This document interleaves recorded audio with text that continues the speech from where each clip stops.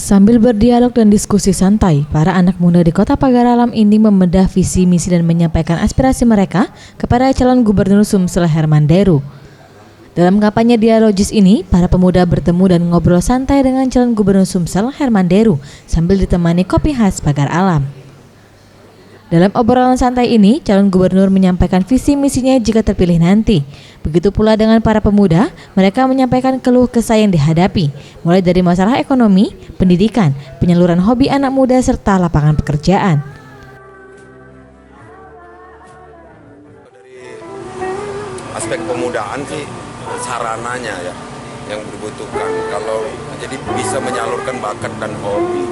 Kalau dia olahraga, kita harus siapkan sarananya, sport center dan lain sebagainya.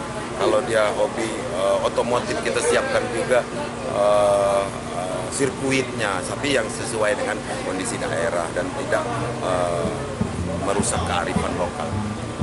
Itu yang paling penting kalau dari aspek pemuda. Tapi kalau dari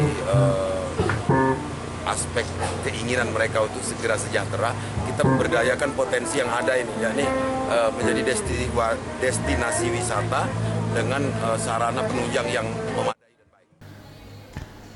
Calon Gubernur Sumatera Selatan Herman Deru menuturkan kampanye dengan cara seperti ini menurutnya lebih efektif dibandingkan memobilisasi massa. Zulfikri, Sriwijaya TV.